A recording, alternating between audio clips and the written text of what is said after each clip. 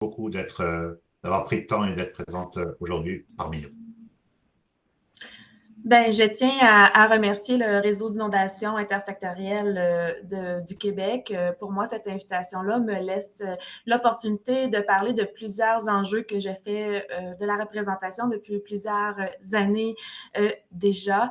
Donc, d'avoir aussi avec nous des universitaires, des chercheurs, des scientifiques, c'est très important parce que ça va permettre aussi de voir la réalité des municipalités et où est-ce qu'on peut agir et où est-ce que notre limite également. Donc, comme vous l'avez dit, je suis mairesse de la ville de Contrecoeur. J'ai été conseillère municipale 2 mandats avant, 2009-2013, et mairesse depuis 2017.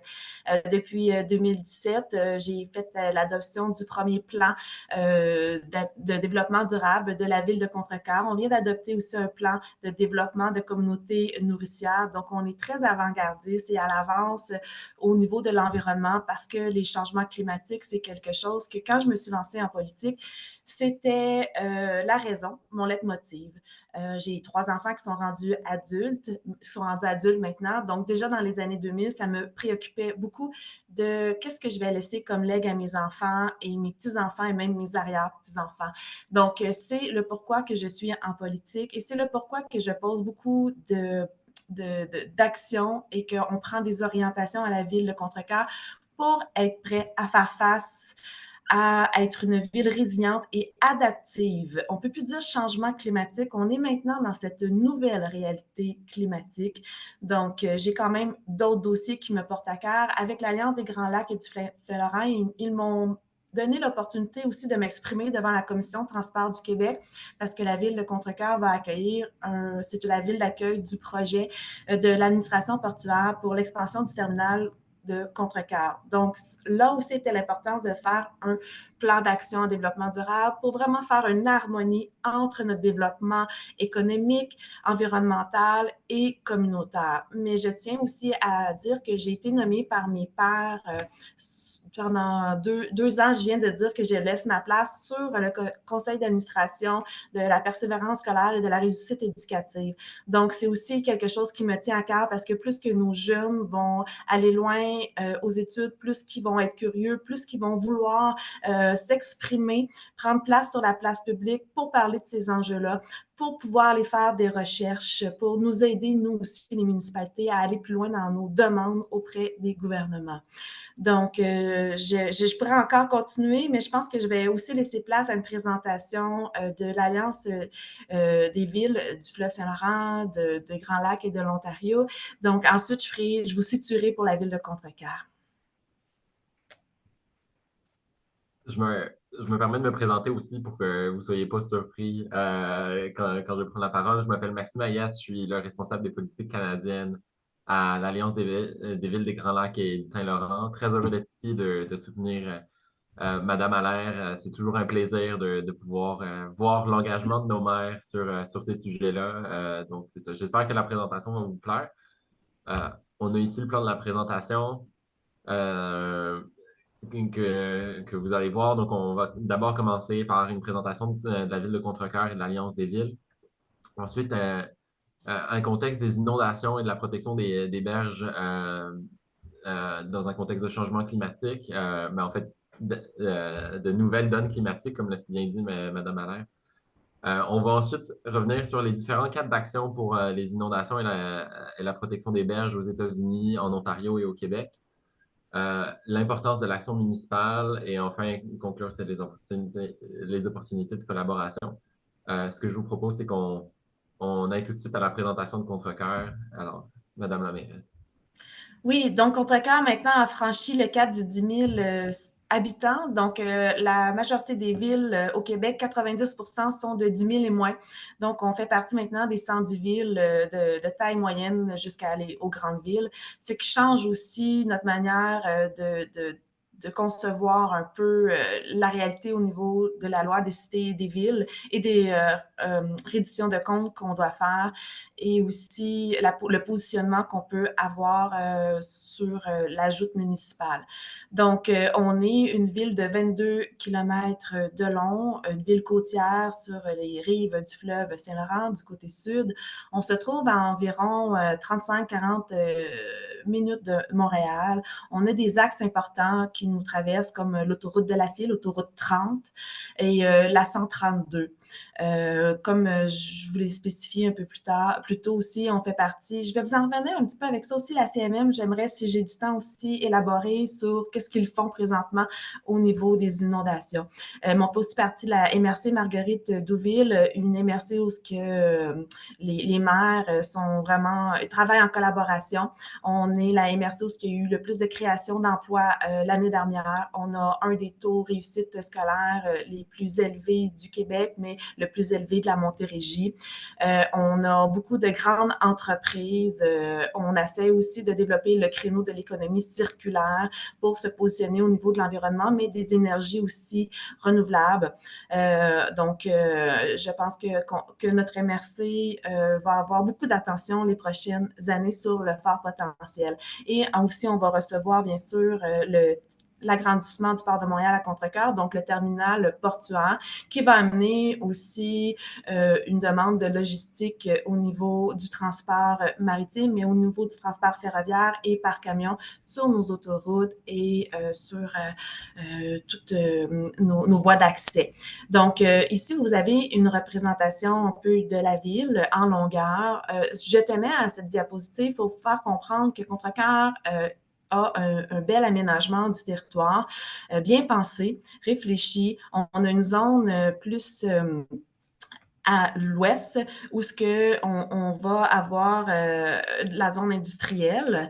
Ensuite, on tombe dans une zone du milieu à densification plus forte avec notre zone de résidentielle, mais ensuite, on s'en va à une densification plus faible jusqu'à temps qu'on arrive au parc régional des Grèves, la colonie des Grèves, où j'ai quand même été présidente pendant 2 ans et j'ai pu aussi apporter des actions constructives pour l'environnement. Mais ça, c'est un autre sujet, peut-être une autre fois pour les espèces en péril et la canopée. Donc, on a une zone commerciale qui est en train de se développer également. Vous comprenez qu'on a franchi, on est passé d'une ville de 5 000 à 10 000. Donc, ça demande beaucoup d'adaptation et avec le projet majeur du terminal de Contrecœur portuaire, on s'attend à ce qu'il y ait 7 000 employés qui viennent sur les lieux pendant la phase de construction et que ça crée environ 2 000 emplois par la suite permanents. Donc, la ville doit s'adapter au niveau de la restauration, au niveau de plein d'offres de services commerciaux. Mais qu'est-ce qui nous intéresse ici, c'est aussi notre réserve nationale des îles de Contrecœur. On est assez chanceux et choyés d'avoir ça. C'est un archipel d'îles au total à Contrecœur. On a 29 îles, mais sur ces 29 îles-là, il y en a 22 qui font partie de la réserve faunique nationale. Ça fait plusieurs années que je commence à faire des représentations, pour faire valoir qu'il y a de l'érosion des berges qui est criante, qu'il faut faire quelque chose, passer à l'action, parce qu'on a des herbiers de qualité, autant qui sont émergés que submergés. C'est des îles de reproduction aviaire. On a plusieurs espèces sauvagines également, parce qu'on encadre la chasse au canard chez nous. On a beaucoup de pêche aussi à cause de ces herbiers-là. Il y a beaucoup de choses qu'on ne peut pas faire à proximité de nos îles. Il faut les protéger et on voit aussi avec l'arrivée de cette nouvelle réalité climatique qu'on ne peut plus faire du déni, on ne peut plus dire que ce n'est pas vrai, c'est vrai. On a plusieurs phénomènes qui arrivent. On en a vécu à Contrecœur. On a eu des éboulements de terrain dans notre partie plus à densité faible, pas loin de la colonie des Grèves. Lors des pluies diluviennes, on en a de plus en plus. Du 7 octobre, on a eu des zones d'inondation parce que les infrastructures n'ont pas pu capter l'eau adéquatement. On a eu aussi un éboulement de terrain qui a atteint une canalisation d'eau pluviale. Donc, on a dû faire des travaux d'urgence également à cet endroit. Il y a des zones aussi où ce qu'on a vécu en 2019, il y a eu une une inondation à beaucoup d'endroits dans la CMM, surtout à Deux-Montagnes, Sainte-Marthe-sur-le-Lac, Saint-Eustache, qu'on a entendu parler. À Contrecœur, on a 2 points qui sont plus bas. Donc, on a aussi dû protéger aussi le cadre bâti, notre population aussi qui était en difficulté. Donc, ça a beaucoup d'impact sur nos budgets également. Parce que sur nos budgets, ben, il faut prévoir des sommes supplémentaires en sécurité civile, en hygiène du milieu, en administration. On doit avoir des budgets d'urgence aussi, comme je vous ai dit, avec la situation du 7 octobre. Mais si on a aussi une crue des eaux, ben, comme qu'on a autrefois, on avait plus de difficultés au printemps, mais scientifiquement, c'est prouvé qu'on va avoir plus de problèmes d'inondation maintenant à l'automne à cause de ces pluies diluviennes-là. Et vous avez constaté, les hivers changent aussi, donc avec la fonte de neige et le sol, aussi le pergisol, le gel, dégel, ça fait en sorte qu'on doit aussi s'ajuster dans nos actions qu'on va poser pour le futur. Donc, vous comprenez qu'il faut avoir plusieurs actions et il faut que ça soit d'une manière concertée aussi avec plusieurs directions. Mais pour pouvoir réaliser aussi ces actions-là, bien, c'est sûr que ça prend des sommes.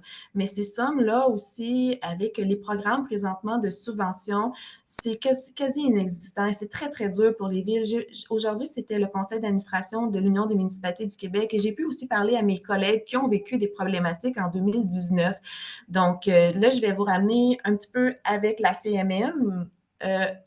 La CMM, donc, quand la ville de Contrecœur fait partie, c'est 82 municipalités. Suite aux inondations, il y a eu une cartographie qui avait déjà été commencée en 2018 pour vraiment comprendre la topographie du sol du fleuve Saint-Laurent au niveau des profondeurs, au niveau des endroits qu'il y a des risques de submersion. Et aussi pour pouvoir être dans la gestion de risques à l'avance et pouvoir faire en sorte d'avoir des mesures d'urgence si nécessaire, pouvoir prévoir aussi des travaux pour aménager des digues, des bassins de rétention, aménager des lieux où on va faire de la captation d'eau pluviale. Donc, il y a plusieurs aussi choses qu'il faut mettre en place dans les années à venir. Et une autre solution qu'il y a sur la CMM, il y a 29 stations présentement de mesures autant lorsqu'il y a des crues printanières, mais autant en période d'étiage.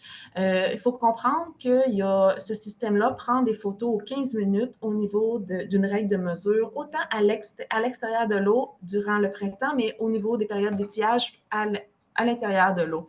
Et il y a aussi des ballons qui nous disent la pression. Et les citoyens aussi, concertés, peuvent aller directement sur le site pour voir s'ils sont à risque, pour eux autres prévoir aussi des actions 72 heures à l'avance. Donc, c'est vraiment un outil qui a été mis en place qui va aider, qui aide déjà et qui va aider aussi chacun des citoyennes et des citoyens qui peuvent vivre des impacts dus à la submersion des rives qui se fait aussi de plus en plus fréquemment.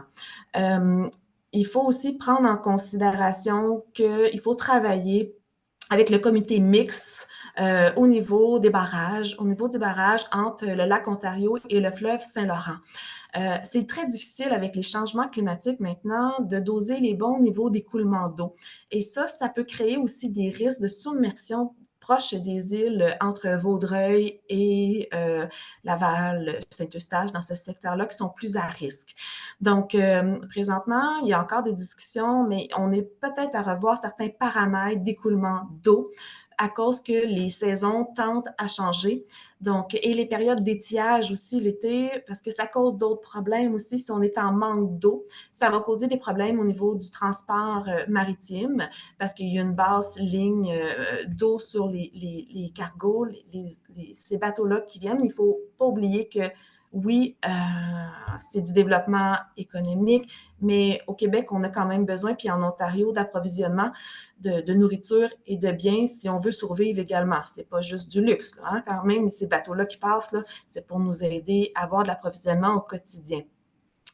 Donc, il faut aussi faire en sorte qu'on trouve le juste milieu parce que présentement, quand j'étais allée faire des représentations grâce à l'Alliance des villes du fleuve Saint-Laurent et des Grands Lacs et de l'Ontario et des États-Unis, ben, j'ai pu parler à des collègues qui vivent d'autres réalités en Ontario où ce que eux, présentement, leurs lacs sont trop remplis.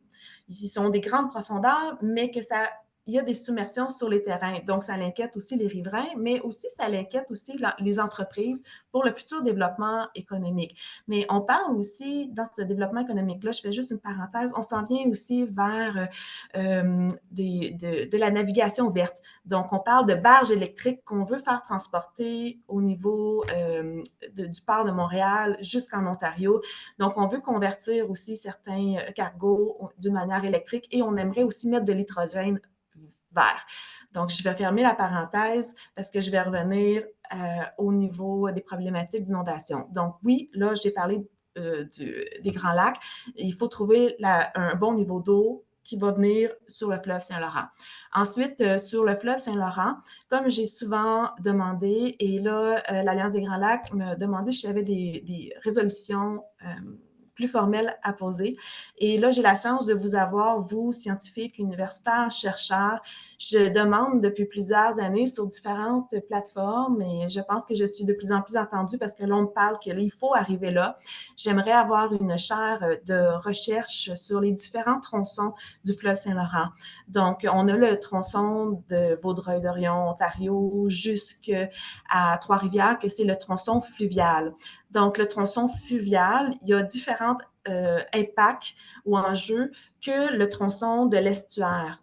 Puis le tronçon de l'estuaire se divise en 3 parties aussi. Donc, où est-ce qu'on commence à avoir de la marée entre Québec et Trois-Rivières. Et ensuite, il y a 2 autres tronçons qui nous amènent vers de l'eau de plus en plus salée vers le golfe maritime.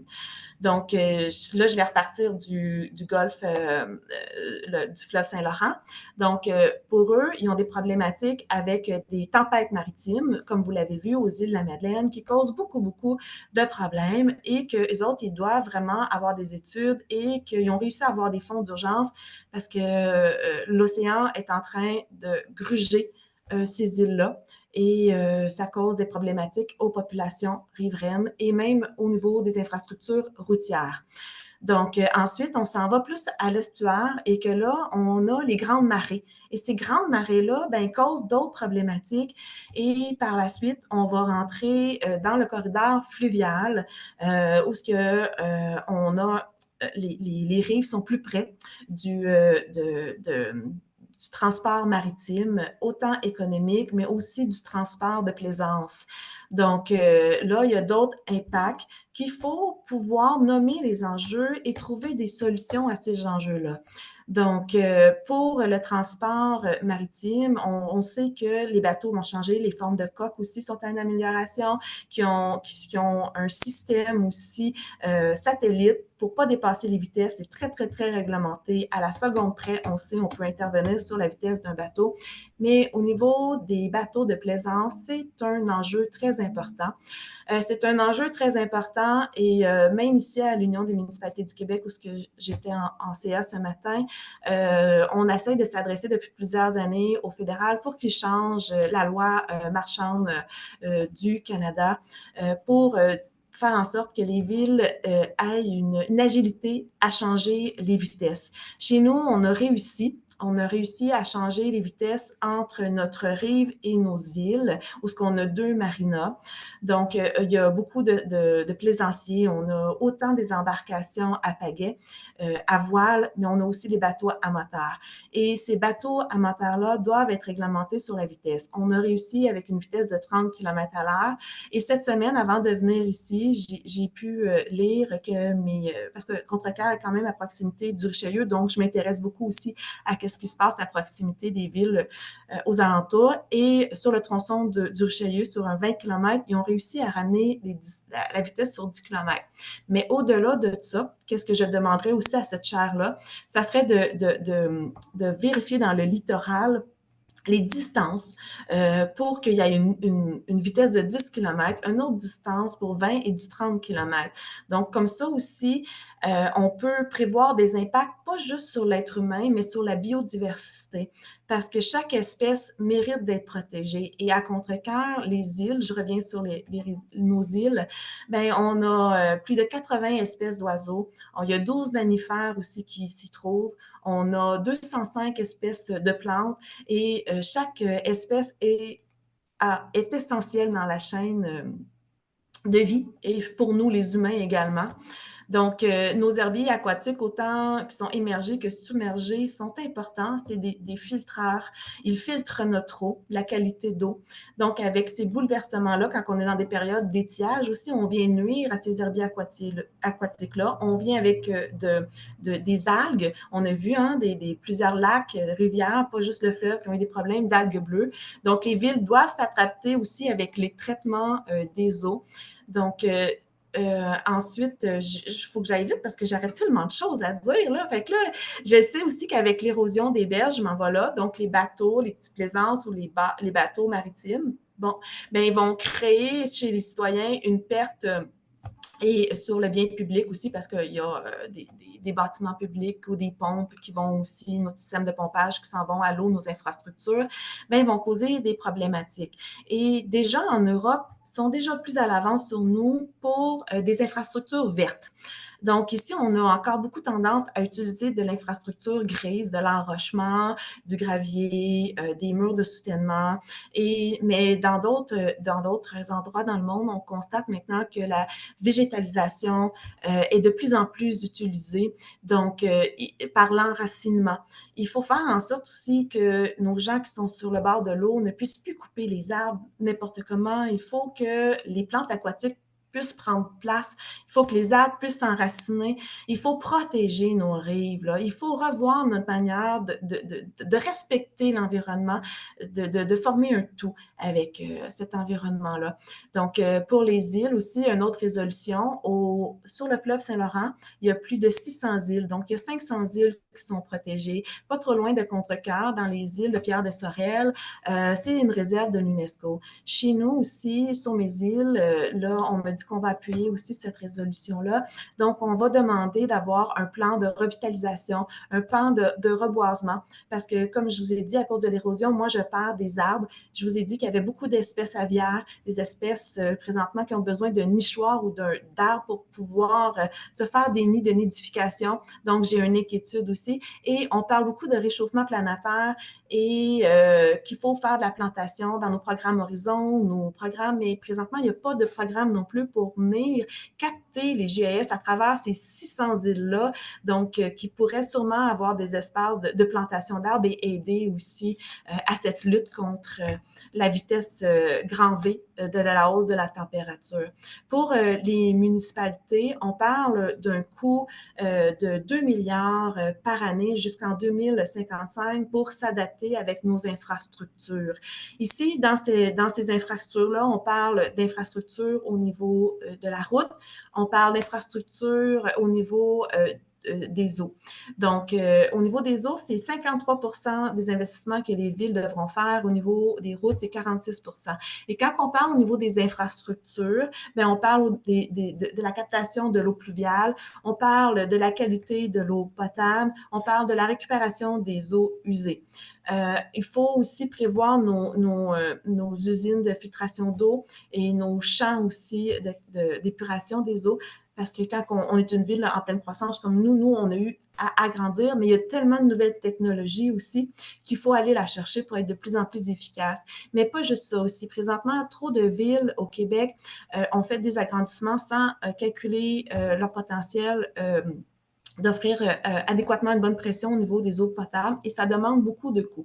Mais à travers ça, vu qu'on est dans une époque qu'il faut changer nos infrastructures, il y a encore trop d'infrastructures qui sont combinées. Donc, quand c'est combiné, c'est que l'eau usée et l'eau pluviale s'en va toutes à la même place. Donc, présentement, les villes ont à travailler à séparer l'eau pluviale et l'eau des égouts, ce qui va faire en sorte que ça va améliorer aussi la captation des eaux qui sont ruisselantes lors d'une pluie diluvienne. Plusieurs villes aussi font des aménagements dans leur propre rue aussi au niveau de la route pour faire des îlots de captation d'eau.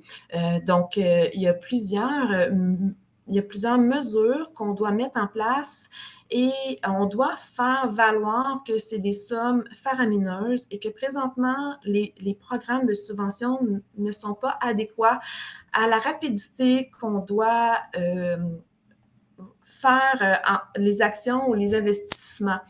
À Contrecœur, depuis que je suis mairesse, je suis très heureuse, on est une des premières municipalités à avoir utilisé le fonds, la Fédération canadienne des municipalités. On a un fonds vert où on est allé chercher des sommes pour faire un carnet de santé de nos bâtiments. Parce qu'il faut prévoir aussi dans nos bâtiments des aménagements, des réparations, des modifications pour les rendre résilients et adaptatifs à ces températures-là changeantes et ce climat-là qui est plutôt instable. Donc, nos toitures avec les pluies aussi, nos systèmes de captation d'eau aussi autour de nos bâtiments, c'est beaucoup de choses à réfléchir. Juste nos routes aussi, il faut qu'ils soient capables de capter cette eau-là, mais avec les hausses de température aussi, ça crée d'autres problèmes au niveau de l'asphalte, des substrats, que c'est trop chaud, qu'il faut revoir la composition. Et l'hiver, avec le gel et dégel, ben là, on se ramasse avec des fissures, donc ça nous coûte de plus en plus cher aussi, tout ça. Et bien sûr, si ces systèmes de captation d'eau-là, dans le fond, ne sont pas adéquats, bien, on se ramasse avec des submersions de routes, comme qu'on a vu à Montréal dans les dernières années, ou même chez nous, on en a eu aussi sur la 132, on a un point qui est plus bas. Donc, on a eu des difficultés avec ce point-là le 7 octobre. C'est beaucoup d'enjeux qui sont adressés aux villes et c'est pas évident non plus, après ça, de demander des subventions. Il faut le prévoir à notre plan triennal d'immobilisation. Il faut que le conseil municipal adopte ces sommes-là. Donc, puis même si on n'est pas certain de pouvoir faire les travaux, si on va avoir les subventions. Ensuite, ben, il faut aller travailler avec nos gens pour pouvoir faire les bonnes demandes et voir s'il y a des programmes de subvention qui sont adéquats pour répondre aux travaux qu'on veut faire. Et par la suite, quand on réussit, on doit faire beaucoup d'études, soit qu'on les donne à des firmes si on n'a pas le personnel. Donc, une autre difficulté, j'en ai parlé aussi avec mes collègues aujourd'hui, c'est qu'on n'est pas toutes des villes comme Montréal, Québec, Laval, Longueuil et Gatineau peut-être aussi, où ils ont beaucoup plus d'employés, beaucoup plus, ils ont la possibilité d'engager ces villes-là, il y en a plusieurs qui commencent à se doter d'un scientifique ou ils ont plus d'ingénieurs avec différentes expertises. C'est pour ça que les villes de notre taille, on fait affaire avec des firmes d'ingénieurs, mais souvent, ça devient toujours de plus en plus coûteux. Donc, à travers ça, mais il faut trouver peut-être des manières de procéder, d'être avant-gardiste pour que la plupart des villes aussi puissent pouvoir faire ces études-là à moindre coût et que le gouvernement coopère aussi parce que c'est une réalité que tout le monde doit travailler ensemble pour faire un changement réel et on n'a plus beaucoup d'années pour le faire. Donc là, il faut accélérer et être en matière grand V. Et bien sûr aussi, après ça, ça nous prend des autorisations, ça nous prend les certifications du ministère de l'Environnement ou d'autres ministères, le ministère Pêche et Océan, pour pouvoir faire des travaux en rive sur les côtes. Et aussi, des fois, on a à expliquer, consulter certains citoyens qui vont être impactés également. Donc, ça vient aussi faire en sorte que les citoyens peuvent avoir des inquiétudes, il faut les entendre, il faut pouvoir les rassurer, il faut faire en sorte qu'ils comprennent le projet, qu'ils viennent travailler avec nous. On a beaucoup d'éducation et de sensibilisation encore à faire, même si ça fait plus de 20 ans qu'on parle de changement climatique. Il y a encore des gens qui se butent à cette réalité-là et qui ne sont pas encore assez informés. Il faut revoir beaucoup de structures. Autant au niveau du transport, autant au niveau des matières résiduelles et même au niveau de la sécurité civile. J'en parlais avec Maxime, ça nous coûte toujours de plus en plus cher parce qu'il faut avoir des plans d'intervention adéquats pour faire face aussi à des tornades, à des tempêtes violentes qui vont aussi avoir un impact dans les eaux durant l'été ou les printemps. Et dernièrement, on a été une des premières villes au Québec à pouvoir, la première ville à faire un rassemblement des bénévoles en sécurité civile à Contrecœur l'automne dernier. On avait un scénario et ça a été très, très profitable. Les bénévoles en sécurité civile ont pu encore améliorer leur plan d'intervention et chez nous, on est encore plus fort et on a encore un pas d'avance sur beaucoup de municipalités au Québec. Maxime, je vais te laisser aussi continuer sur l'Ontario et le Québec, mais je peux Effectivement, c'est revenir. ça. Je pense que Madame la mairesse a fait énormément de points. Je vais me permettre de revenir un poil en arrière pour vous donner un petit peu plus le contexte aussi et la différence de contexte qu'on a entre le Québec et les États-Unis et l'Ontario. Juste rapidement, avant de vous présenter l'Alliance des villes, quand même, je pense que Madame Allaire a quand même parlé de notre travail, mais je vais me permettre d'en rajouter une petite couche. Alors, on a une coalition multinationale. Alors ça veut dire aux États-Unis, au Canada, mais aussi avec les Premières Nations, de maires et d'élus de gouvernement de proximité qui collaborent pour la santé économique et environnementale du bassin des Grands Lacs et du fleuve Saint-Laurent. Donc ça, notre but, c'est vraiment d'allier le développement économique durable, comme Mme Allaire l'a mentionné. Contrecœur, c'est une ville en pleine croissance et beaucoup des villes du bassin sont en pleine croissance. Mais de s'assurer que ça ne se passe pas aux dépens de la protection environnementale. On en a parlé avec la navigation. Des fois, ça peut causer des problèmes d'érosion et sur la diversité, avec les cales de bateaux, avec les remous et tout ça. Donc, on essaye vraiment de s'assurer que les deux viennent de pair. Et on a la chance de pouvoir profiter de maires très engagés comme Mme Allaire, mais qui, des fois, ont besoin. Ces maires et ces mairesses-là savent ce qui se passe sur leur territoire et ce dont ils ont besoin, mais ce qu'on essaye de faire, c'est vraiment de bâtir sur cet engagement-là pour créer des coalitions sur des enjeux pour vraiment avoir un écho beaucoup plus fort auprès des gouvernements fédéraux et provinciaux ou des États aux États-Unis pour s'assurer que ces considérations-là soient vraiment prises en compte. Alors, il y a aussi des questions d'harmonisation des standards au travers des différentes juridictions. On a 4 piliers. Alors aujourd'hui, on parle surtout des changements climatiques, en fait de la nouvelle donne climatique et de l'adaptation, comme Mme Allaire l'a si bien présenté. Mais on parle aussi, et là encore, Mme Allaire, on a parlé de la protection et la restauration des sources d'eau et des écosystèmes, s'assurer que nos milieux d'eau ne soient pas pollués. Ça a un lien aussi avec les inondations. On parlait aussi de la séparation des systèmes, s'assurer que c'est ça, on n'ait pas trop de déversement dans les fleuves, que la qualité reste haute. Un accès fiable à l'eau et abordable, s'assurer que tout le monde aura accès à une eau de qualité sans que ça nous coûte trop cher. Et aussi, pour la transformation économique, on parle vraiment, ça c'est le thème fort de cette année. On va pouvoir en reparler, mais on a notre congrès annuel à Montréal d'ailleurs qui va se concentrer là-dessus. On parle de développement économique plus durable et plus vert, qui utilise davantage nos ressources en eau, mais de manière bien pensée, durable, s'assurer qu'on tire avantage en fait de nos ressources en eau sans les polluer pour lancer vraiment un développement économique vert et bleu dans notre région. Je rappelle que les Grands Lacs, c'est quand même à peu près 20 de l'eau douce mondiale. Et on dirait que c'est un peu trop pris pour acquis et pas forcément utilisé comme un avantage, les Grands Lacs et le Saint-Laurent. Alors, on a déjà parlé du contexte des inondations avec les changements climatiques. Je vais me permettre de vous donner une vue d'ensemble de comment ça se passe aux États-Unis et en Ontario. Vu qu'on a Mme Allaire, ce que je vous propose, c'est qu'on focus vraiment sur le Québec et le cadre au Québec pour les municipalités. On pourra toujours organiser un autre webinaire en anglais cette fois-ci avec des collègues des États-Unis et de l'Ontario pour qu'ils puissent vous dire un peu plus en détail comment ça se passe. Mais je pense que c'est important de faire la comparaison entre ce qui se passe ailleurs et ce qui se passe chez nous. Alors, par exemple, parce qu'il y a quand même des différences assez importantes, surtout dans l'accès aux fonds et de l'approbation des demandes. Madame Allaire en parlait. Au Québec, on a des fois des problèmes, on a souvent en fait des problèmes par rapport à ça. Alors, pour parler rapidement des États-Unis, leur problème, c'est qu'ils ont des ressources très importantes. Surtout là, avec l'administration Biden, on a vu des fonds comme on n'en avait jamais vu depuis des décennies, avec le Infrastructure Investment and Job Act, le Inflation Reduction Act et la Great Lakes Restoration Initiative. On a vraiment des fonds très importants qui ont été alloués à la protection contre les inondations et la protection côtière, qui sont gérés par la Environmental Protection Agency et la Federal Emergency Management Agency et la National Oceanic Atmospheric Administration. Donc, on a pas mal d'agences qui vont gérer des fonds, qui ont une très grosse enveloppe. Sauf que la manière dont ces fonds sont alloués, c'est qu'ils vont être livrés par des organismes différents. Souvent, c'est des fondations.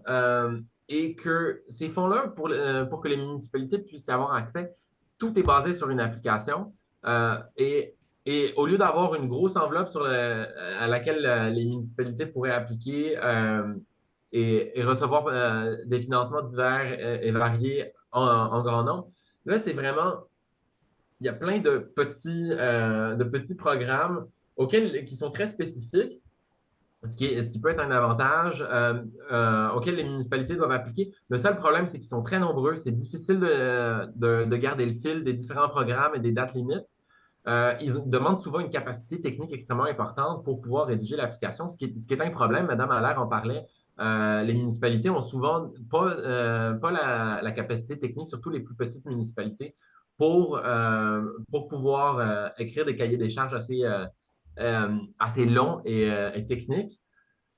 Et donc, ça crée une situation où oui, il y a énormément de fonds, mais c'est souvent les mêmes municipalités qui arrivent à y avoir accès parce que, bien, premièrement, elles ont la capacité technique, elles ont le financement pour pouvoir aller chercher plus de financement. Elles vont être capables de garder le fil des différents programmes. Alors que les municipalités les moins nanties et principalement les municipalités de couleur vont vraiment avoir du trouble à accéder à ces financements-là. On a aussi un programme à l'Alliance des villes des Grands Lacs et du Saint-Laurent, justement, pour les soutenir là-dedans, essayer d'aider toutes les municipalités à avoir accès aux fonds dont elles ont besoin et auxquels elles ont droit. Mais ça reste quand même quelque chose d'assez compliqué. Puis le problème aussi d'avoir des fonds comme ça qui sont discontinue et pas d'avoir une approche globale là, avec un financement pour l'enjeu en général et que les villes puissent avoir accès à des fonds sur l'enjeu en général, mais qu'à chaque fois, ce soit très fragmentaire. Ça fait que c'est difficile de planifier à long terme. Il y a un manque de certitude pour savoir, pour les municipalités, de savoir si elles vont pouvoir avoir du financement. Donc, en fait, c'est vraiment, j'allais dire, c'est de la gestion à la petite semaine. C'est un peu mieux que ça, mais ça reste quand même que ce qu'on entend beaucoup, c'est on va faire ça pour ce programme-là, puis après ça, on ne sait pas si on va pouvoir continuer à avoir du financement pour les inondations et la protection des berges. Donc, les programmes s'arrêtent. C'est pas de la vision durable et pas à long terme. Donc, c'est un gros problème aux États-Unis. En Ontario, ils ont un peu le problème inverse au final, c'est que les ressources sont très peu importantes. Alors, il y a des ressources directes qui viennent du gouvernement fédéral qui sont ensuite envoyées directement aux municipalités. Contrairement au Québec, en Ontario, il n'y a pas l'étape d'appliquer via le gouvernement provincial. Les municipalités peuvent interagir directement avec le gouvernement fédéral. Mais ils n'ont pas l'avantage d'avoir un financement du gouvernement provincial. Ce n'est pas une priorité pour le gouvernement provincial, la gestion, la protection des berges et dans une moindre mesure les inondations. Donc, les budgets sont beaucoup plus limités. Par contre, là où ça va bien, c'est que ils ont un acteur qu'on n'a pas au Québec qui s'appelle les Offices de la nature, les Conservation Authorities, qui sont en charge de l'approbation des mesures, par exemple, de protection des berges. Et ces offices-là, sans rentrer trop dans les détails, sont financés directement par les municipalités. Et ensuite, les municipalités doivent, quand elles font une mesure sur les berges ou sur l'eau, elles doivent démontrer le bien fondé de cette mesure-là auprès des offices de la nature. Mais comme ces offices de la nature ont un lien très direct avec les municipalités, ils sont aussi régionalisés, ça fait que le processus est beaucoup plus direct, beaucoup plus souple et beaucoup plus adapté aux besoins des municipalités. C'est un peu moins complexe et technocratique que ce qu'on peut entendre au Québec. Là, je pense que on va rentrer dans le cœur du sujet. Au Québec, on a des ressources quand même plus importantes qu'on pourrait en avoir en Ontario. Alors, c'est sûr que c'est jamais assez. Là. Je pense que Mme Allaire le mentionnait, on va pouvoir le mentionner par après. Ça reste qu'au Québec, les municipalités reçoivent à peu près 8 sous pour chaque dollar de taxes collectées. Donc, ça reste très peu, surtout que les municipalités sont en charge de la provision de 66 des services aux citoyens. Là. et qu'on leur demande de plus en plus d'être impliqués dans la protection des changements climatiques. On demande énormément aux municipalités sans forcément qu'elles aient les ressources. Mais le problème aussi additionnel qu'on a au Québec, c'est que c'est quand même une gestion très fragmentée. Donc, on a le gouvernement fédéral qui offre des fonds. Et ensuite, il va négocier avec le gouvernement provincial sur les modalités de transfert de ces fonds-là aux municipalités. Le gouvernement provincial offre des fonds lui aussi, est en charge de distribuer ces fonds-là aux municipalités et aussi d'approuver leurs projets quand il y a des projets sur les berges. Là, ça va être des applications comme Mme Allaire le mentionnait au ministère de l'Environnement, le ministère qui a un acronyme à rallonge, et le ministère des Pêches et Océans. Mais on a aussi, dans la gestion de l'eau, on a aussi les tables de concertation, les comités ZIP, les organismes de bassins versants. Donc, ça crée quand même un certain nombre de structures qui n'ont pas énormément de pouvoir. C'est beaucoup de structures de concertation dans la gestion de l'eau, mais la plupart des pouvoirs restent quand même dans les mains du provincial. Et ce qu'on entend de la part de nos maires, c'est que le processus d'approbation de leurs mesures est parfois tortueux. Là, on avait le maire de Saint-Zotique qui s'insurgeait en disant que c'était plus facile d'avoir des fonds pour faire du palliatif quand il y a des inondations plutôt que de pouvoir investir dans du préventif. Là. Madame Allaire, encore une fois, en parlait. C'est parfois la croix et la bannière pour pouvoir mettre des mesures en place sur les berges, par exemple. Alors, c'est ça, on a des budgets plus conséquents qu'en Ontario, mais qui sont quand même limités par rapport aux défis et parfois de la difficulté d'accès ou de mise en œuvre de ces budgets-là. Alors, on avait préparé cette diapositive-là. Je ne vais pas y aller trop vite. Mme Allaire l'avait déjà présentée rapidement. Donc, on commence par l'identification de l'enjeu. Pour pouvoir mettre en place des mesures, on commence par l'identification de l'enjeu. Ensuite, c'est inscrit au budget de la ville. On conçoit l'action souvent avec des consultants, comme Mme Allaire le présentait si bien, des consultations avec les citoyens, si nécessaire.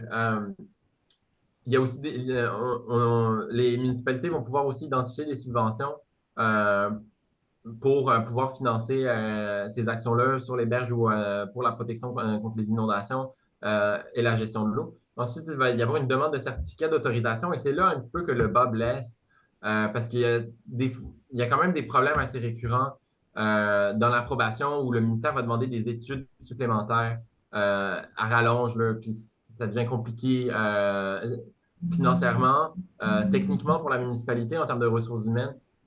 Mais aussi, c'est difficile de justifier des coûts pour des études à rallonge et répétées aux citoyens quand l'action n'a toujours pas été mise en place. Mais ça, je pense que si Mme Allaire, vous voulez y revenir, on pourra en parler.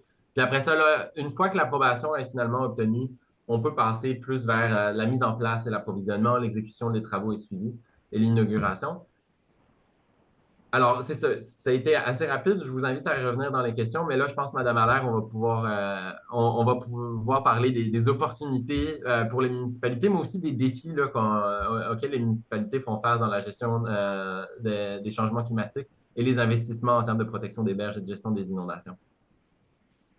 Oui, bien sûr. Donc, c'est sûr que on est rendu dans une nouvelle ère où ce que les gens sont quand même plus informés, mieux scolarisés au niveau de ces changements climatique-là. Donc, vous êtes ici, vous êtes enclin, vous voulez plus pour l'avenir. Ça fait en sorte qu'on a un bassin de gens avec des compétences accentuées qui vont pouvoir nous aider à travers ça par leurs études, par leur rapport. Mais on a besoin vraiment de vous parce qu'on n'a pas assez de personnel, nous, pour faire ça. On n'a pas non plus la capacité financière pour tout supporter ça. Et on a besoin de vos données, de vos études, pour pouvoir ensuite faire des représentations politiques par différentes tables, par l'Alliance des Grands Lacs et du Fleuve Saint-Laurent, par l'Union des municipalités du Québec, par la Fédération canadienne des municipalités, par la Fédération des municipalités du Québec. Donc, ces tables-là nous permettent aussi de parler d'enjeux avec nos collègues sur les différentes commissions ou comités de travail pour ensuite être amenés au CA pour adopter des plans d'action et ensuite des prises de parole et aller rencontrer les politiciens, les ministres, autant au niveau provincial et fédéral, pour faire les bonnes revendications et les bonnes demandes avec des chiffres à l'appui, des données recueillies, un argumentaire scientifique. Donc, vous êtes très précieux pour la part des municipalités. On a besoin de vous et c'est pour ça que tantôt, je vous ai interpellé pour vraiment qu'on puisse enfin avoir une chaire de recherche sur le fleuve Saint-Laurent. C'est un corridor maritime, mais c'est 25% de notre eau potable sur la planète Terre. On doit le protéger, on doit faire en sorte que les villes côtières puissent y vivre en sécurité, que leur population n'ont pas peur de vivre des inondations, que nos infrastructures aussi puissent être pérennes dans le temps, peuvent offrir une qualité d'eau potable à toutes les générations futures, parce qu'on va avoir protégé ce fleuve-là des contaminants également. On va l'avoir rendu toujours plus vert avec un transport fluvial qui va s'améliorer au niveau de leur technologie, de leur forme ou des sources d'énergie qu'ils vont prendre pour se déplacer. Il faut comprendre aussi que le transport maritime, c'est le deuxième plus vert, c'est lui qui crée le moins de GES, donc il faut vraiment faire en sorte qu'on l'utilise pleinement. Donc, on a beaucoup à faire pour améliorer, pour rendre plus sécuritaire, pour faire en sorte que nos rives restent pérennes, qu'on préserve nos îles, que cette biodiversité-là aussi, on la protège, autant la biodiversité qui se ramasse sous les eaux, qu'on ne voit pas toujours, mais qu'on entend parler par les différentes variétés de poissons ou même de baleines et de phoques et de tout ce qu'on sait qui s'y retrouve, mais aussi sur nos îles, nos mammifères, les variétés aviaires. Il y a plusieurs espèces en péril ou en voie de disparition. Donc, l'être humain peut faire des changements pour les aider à se reproduire. À Contrecœur, avec l'arrivée du port de Montréal, il y avait plusieurs enjeux. Il y a eu 88 recommandations et dans ces recommandations-là, il y avait des recommandations pour prendre soin de ces espèces-là qui sont en péril, dont les hirondelles des berges. C'est un vrai succès. On a réussi à faire des murs de nidification et le taux de réussite est très, très fort, un haut pourcentage. Et maintenant aussi, on s'attarde pour les chauves-souris, pour les tortues. Donc, oui, ces gros projets-là majeurs prennent du temps à s'implanter. Toutefois, ils viennent avec beaucoup d'études, puis ils ont beaucoup de scientifiques aussi qui doivent se pencher pour pouvoir répondre aux certificats qui vont être délivrés par les différents ministères. Donc, on a au moins ce côté-là, avec l'arrivée du terminal de Contrecœur, que ces espèces-là vont être prises en charge pour leur créer des milieux de vie. Mais aussi, au niveau des îles, ils n'auront pas le choix aussi de faire des barrières brise-vagues. Je voulais m'en venir à ça aussi, parce que la navigation peut créer aussi de l'érosion par les vagues, on en a parlé tantôt, mais en Europe, ils sont beaucoup plus avancés que nous encore. Ils développent des barrières de brise-vagues, mais avec des herbiers aquatiques ou des prolongements qui respectent l'environnement.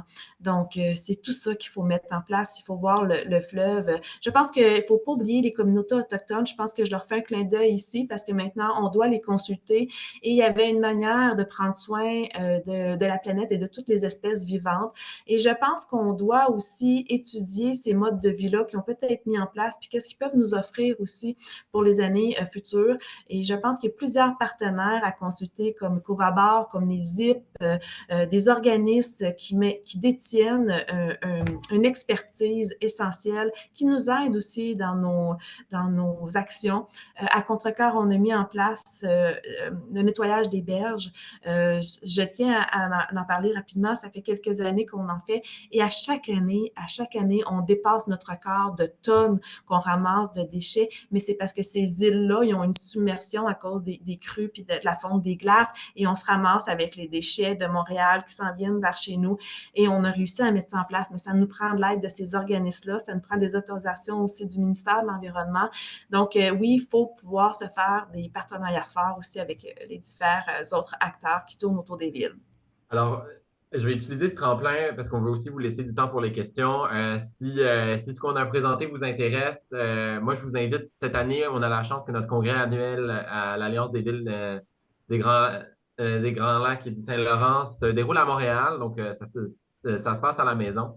On va pouvoir parler beaucoup de la transformation économique, mais encore une fois, toujours avec cette idée que il va falloir développer notre économie et nos communautés, mais en les rendant résilientes et en les rendant euh, beaucoup plus durables. Donc, c'est ça. Si vous pensez que vous avez votre pierre à apporter à l'édifice, ça va nous faire plaisir que vous nous rejoigniez pour qu'on puisse bâtir ces relations-là. Euh, je serais tenté d'ouvrir vers les questions, vu Avec qu'il nous plaisir. reste 10 minutes. Alors, je pense que... Les questions peuvent être dirigées autant à Maxime, autant à moi aussi, là. Ne vous gênez Exactement. pas. Tout à fait. Bah, merci beaucoup. C'était vraiment très complet. Alors, est-ce qu'il y aurait des questions dans le chat ou ceux qui souhaitent ouvrir leur micro, caméra pour poser des questions?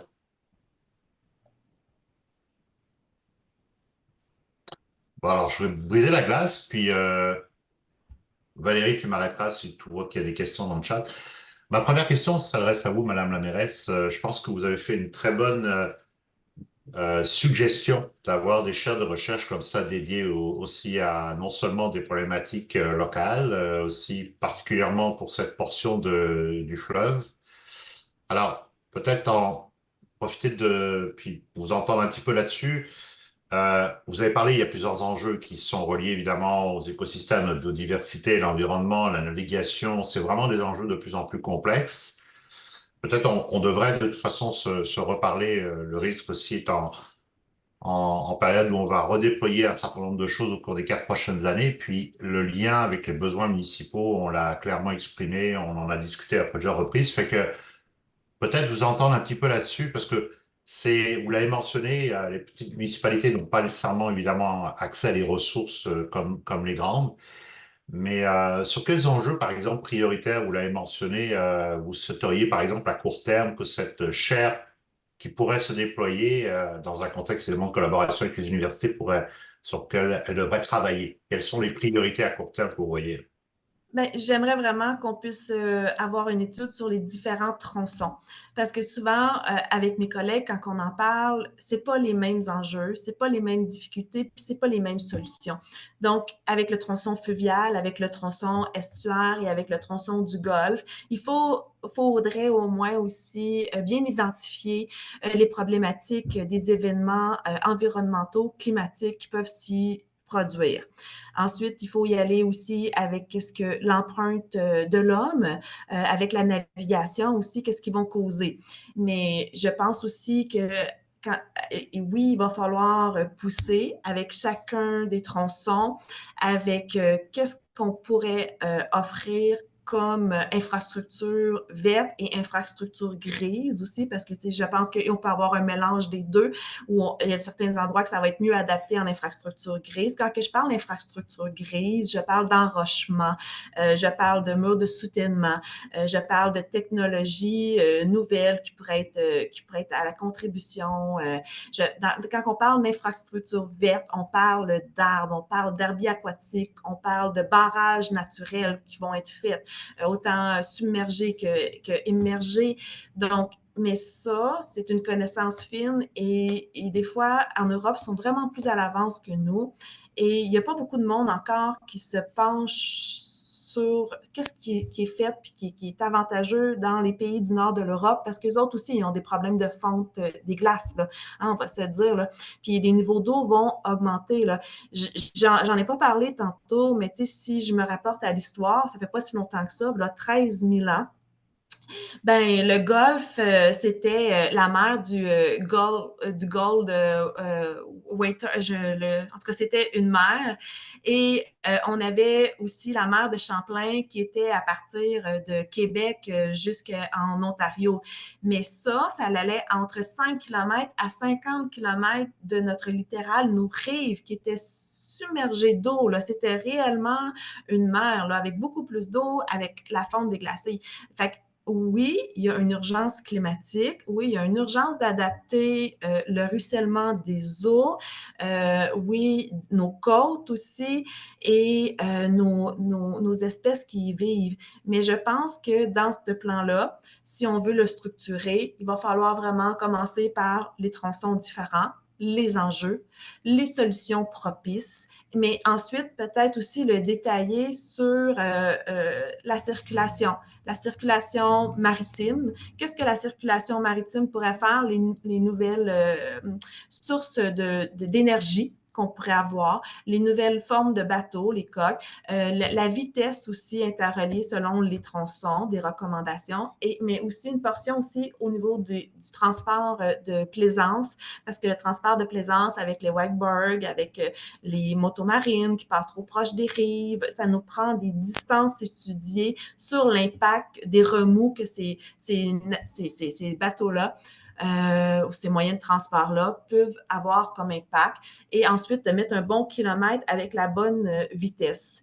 Mais également, il faut aussi penser à comment qu'on peut revitaliser, renaturaliser, reboiser nos îles. On sait qu'on a 600 îles sur le fleuve Saint-Laurent. Il y en a 500 qui sont protégées. Il y en a qui sont protégées par l'UNESCO. Il y en a qui sont protégées par le gouvernement provincial. Il y en a qui sont protégées par le gouvernement fédéral. Fait qu'il faudrait aussi être en mesure de les identifier parce que selon qui les protège, ça ne sera pas les mêmes sources de financement et les mêmes programmes. Et présentement, il y en a qui n'existent même pas ou qui ne sont même pas encore étudiés, comme chez nous pour les îles, notre réserve faunique.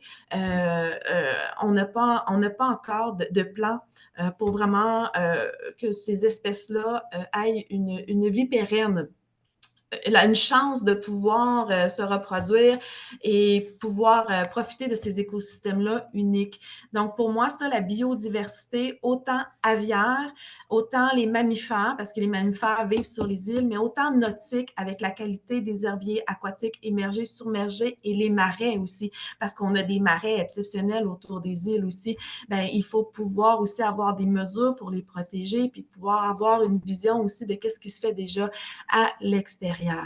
Donc, je pense que, puis après ça, il y a un autre, j'aimerais peut-être ça, si ça serait possible, une autre orientation, où ce que là, on tomberait dans les infrastructures, plus au niveau des villes, au niveau des infrastructures d'eau potable, pluviale, des égouts, nos routes aussi, le ruissellement. Donc, qu'est-ce qu'on peut prévoir à long terme? Parce qu'on sait que pour les villes, ça va être très, très dur à absorber. On ne pourra pas absorber ça. On parle de plusieurs, 2 milliards par année jusqu'à 2055. Donc, c'est une hausse incroyable sur nos budgets municipaux. Et déjà, à un moment donné, les villes, avec les quotes-parts qui ne cessent d'augmenter d'un peu partout, transport, sécurité publique, les nouvelles réalités qu'on doit, parce qu'on est des gouvernements de proximité, on a besoin aussi de connaître les sources de financement qui vont pouvoir se relier à ces différents enjeux-là qui vont être bien identifiés dans des orientations avec des actions claires. Okay.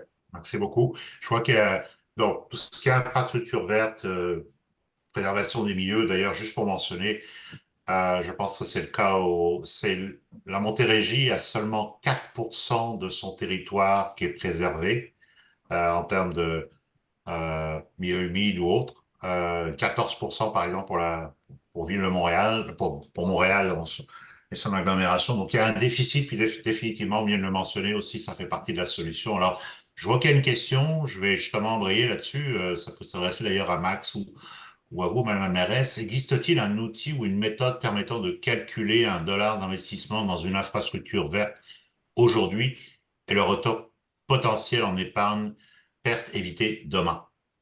Si elle existe, j'aimerais bien la lire. Alors, je pense que Max? Ouais. c'est une excellente question. Je n'ai pas une réponse aussi claire. Je pense que comme Mme Allaire l'a dit, on aimerait ça. Ça va vraiment dépendre de la mesure. Mais il y a des études, c'est ça, d'efficacité et d'efficience financière qui peuvent se faire sur la protection des berges, par exemple, ou les infrastructures vertes. Moi, le chiffre que j'ai en tête, là, c'est que chaque dollar investi dans l'adaptation climatique va éviter des coûts de 4 à 10 dollars par la suite. Donc, Ça inclut les infrastructures grises là-dedans, mais en général, c'est extrêmement payant. Et d'ailleurs, c'est l'argument qu'on fait à l'Alliance des villes. Euh, excusez, j'ai mon collègue qui me corrige sur Mais peut-être pour sur le. faire du pouce sur ce que tu viens de dire, Ouranos aussi ont plusieurs études qui ont chiffré aussi, donc peut-être que il pourrait être mis à profit aussi avec une cette chaire de recherche là. Mais je pense aussi à Vivre en ville ou je pense aussi à l'Union des municipalités du Québec qui ont fait quand même des études pour vraiment identifier les coûts selon les différentes problématiques d'adaptation pour les villes au niveau des bâtiments, des infrastructures en eau, des infrastructures routières. Mais c'est vraiment un portrait plus élargi sur les coûts des changements climatiques que relié vraiment au niveau du fleuve Saint-Laurent et les problèmes d'inondation, de submersion, d'éboulement de terrain ou d'érosion des berges. Donc, s'il y aurait une autre partie aussi qu'on voudrait mettre pour être encore plus efficace, ça serait une cartographie avec les bâtiments municipaux et les endroits où il y a des déversements par les infrastructures des villes aussi, ou où il y a des systèmes de pompage également, parce que souvent, on a la même enveloppe au niveau du gouvernement fédéral pour aller chercher des sommes pour pouvoir faire des rénovations, mais après ça, on se rend compte qu'il n'y a pas de plan qui existe au niveau de l'ensemble du Québec, du tronçon. Fait que si Montréal s'adapte, mais que après ça, je dis ça comme ça, n'importe quoi, là, que Longueuil, elle, n'a pas les sommes nécessaires pour pouvoir traiter ses eaux usées, mais ça va quand même descendre. Ça va descendre à Sorel, ça va descendre à Trois-Rivières, ça va descendre à Québec. Si les plus petites villes aussi sont pas capables d'aller capter leur nappe phréatique, puis bien comme il faut, tous les contaminants qu'ils peuvent mettre avec les pesticides, puis tout ça, puis que ça se ramasse, veut pas, dans le fleuve Saint-Laurent, on a aussi un problème de captation de nos eaux souterraines. Donc, à travers ça, c'est vraiment, c'est un gros chantier. C'est vraiment un gros chantier avec beaucoup de ramifications qu'il faut vraiment aller tout chercher. C'est pour ça que tantôt, je vous ai nommé des axes où ce qu'on pourrait aller travailler, mais l'axe des infrastructures au niveau des eaux, au niveau municipal, ça prendrait une cartographie aussi, puis ça prendrait après ça une connaissance plus fine pour savoir où que les investissements ont été faits et où on pourrait aller traiter en amont pour assurer une qualité d'eau potable aux générations futures. Ouais. Alors, c'est vraiment quelque chose qu'on soutient à l'Alliance des villes. Le gouvernement fédéral est en train d'essayer de faire une cartographie au niveau canadien, partout au Canada, sur les risques d'inondation. Je ne sais pas si vous étiez au courant, là, il y a vraiment tout un effort pour essayer d'être capable de dire chaque bâtiment quel est son risque d'inondation de la même manière qu'il y a une cartographie des risques d'incendie. Mais nous, on pense que c'est pas assez poussé, là. Comme le disait Madame la mairesse, ça prend aussi de prendre en compte les problématiques d'érosion des berges, des études par tronçon. Il faut aller un peu plus loin que juste le risque d'inondation. Et je me suis permis de rajouter dans le chat, mon collègue m'a corrigé, je n'avais pas le bon chiffre en tête. C'est chaque dollar investi permet d'économiser de 13 à 15 dollars en coût futur. Donc, on voit que c'est énorme, là. C'est vraiment un bon moyen de préserver le développement économique futur. Excusez-moi, monsieur Gars. Parfait. Je vais lire deux, trois, puis peut-être laisser une dernière temps de questions. Juste pour mentionner que ces chiffres-là doivent être vus parce que souvent, on n'inclut pas les humains là-dedans, hein. On parle souvent de bâtiments, mais les humains à rétablir lorsqu'on a une catastrophe, n'est-ce pas, Nathalie? C'est beaucoup plus coûteux qu'un bâtiment à reconstruire ou qu'une digue à construire. Et donc, il faut faire attention quand on parle de coûts, de quoi on parle, si c'est juste des bâtiments. Mais vous avez tout à fait raison, Madame la mairesse, de toute façon, que c'est un enjeu sur lequel on doit adresser, puis vous l'avez dit, Maxime, aussi sur le long terme. Alors, je lis rapidement, il y avait d'autres. Monsieur Denis Clément demande si on pourrait obtenir la présentation PowerPoint. Alors, le YouTube est disponible, mais votre présentation, on pourrait éventuellement la mettre à disposition si vous êtes Certain. d'accord. Oui, Par- certain. Parfait, merci beaucoup. Également, Sixtine Auchard qui dit bonjour Stéphane, à mon avis, un organisme pouvant répondre à cette question à la Société québécoise de phytotechnologie crée plusieurs aussi fiches techniques et informations sur justement toute la partie phytotechnologie, puis ce qu'on appelle les services écosystémiques. Vous avez parlé tout à l'heure de Madame la mairesse aussi des herbiers, etc. Donc, est-ce qu'il y aurait quelqu'un qui aurait une dernière question? Non, mais ce que j'allais proposer, s'il n'y a plus de questions, c'est peut-être, avec leur accord, donner l'adresse courriel de Maxime ou de Madame Allaire pour qu'ils puissent envoyer leur présentation PowerPoint aux personnes intéressées. Ouais, c'est une bonne suggestion. Mais définitivement, c'est un enjeu. Alors, vous avez ouvert la porte, Maxime. Je pense que ce serait effectivement intéressant aussi d'avoir aussi d'autres perspectives. Vous avez dressé un portrait extrêmement intéressant, Madame la mairesse, aussi sur les besoins. Je pense qu'il y a aussi un besoin de partager aussi à la fois les bonnes expériences, les bons coups, développer aussi une meilleure mobilisation des connaissances. Vous avez aussi parlé beaucoup de sensibilisation, éducation et des choses aussi à faire là-dessus. On a besoin de préserver ces milieux. Ce sont des milieux de vie, oui, on y vit, mais aussi il y a des activités économiques et c'est un tout. Donc, absolument aussi avoir une vision d'ensemble. Et vous avez tout à fait raison, cette portion-là aussi du fleuve doit être aussi analysée sur le long terme et aussi une meilleure peut-être collaboration, partage d'informations, de données à travers tout le Grand Lac jusqu'au Golfe. Plus on documentera et on surveillera aussi les choses qui s'y passent, plus ça nous permettra aussi d'apprendre comment développer notre résilience. Si on peut résumer le message qui a été... Avec plaisir. Puis c'est l'appel que je vais vous passer aussi. Madame la mairesse l'a déjà fait, mais n'hésitez pas à me contacter si vous avez des études que vous pensez qui peuvent être intéressantes. On organise aussi des webinaires au sein de l'Alliance. On pourrait s'arranger avec le risque pour qu'on fasse plus de webinaires conjoints. Si vous pensez que certains maires peuvent avoir intérêt à avoir accès à certaines de vos études ou leurs services techniques peuvent avoir intérêt avec ça, ça va me faire plaisir d'en être le relais. N'hésitez pas à me contacter. On est là pour ça. Le but, c'est vraiment de partager la connaissance et de jouer ce rôle d'intermède, là. Ok, Avec parfait. plaisir. Et on retient l'idée, ça va faire des petits, on va s'en reparler à propos des chaires de recherche. Ben, je vous remercie. Ça va nous aider par la suite à nous, les villes, à pouvoir passer à l'action puis cibler les bons investissements puis avec développer peut-être même des programmes grâce à ces études-là de subventions par le gouvernement fédéral et provincial. Il faut qu'ils se parlent pour qu'on puisse aboutir par la suite. Tout à fait, bien d'accord avec ça. Mais je tiens à vous remercier de m'avoir donné l'opportunité de vous exprimer les enjeux qu'on peut retrouver sur le fleuve Saint-Laurent, mais il faut toujours garder un regard optimiste. Puis je pense que tous ensemble, on va y arriver à faire que cette belle planète Terre soit pérenne très longtemps et qu'elle reste bleue, comme on aime si bien le dire, notre belle planète bleue. Tout à fait. Nos enfants le méritent. Mm. Merci beaucoup. Ce fut très intéressant à poursuivre comme discussion. Donc, encore merci, Madame la mairesse. Merci, Maxime. Merci, l'Alliance des villes Grand Lac Saint-Laurent d'avoir organisé ce premier échange. Je pense on va le poursuivre. Donc, bonne fin de semaine à tout le monde. Faites attention à vous et au plaisir de vous retrouver au prochain webinaire du risque. Merci. Merci, Merci. Valérie. Merci. Bonne Au fin de revoir. semaine. Merci, au revoir.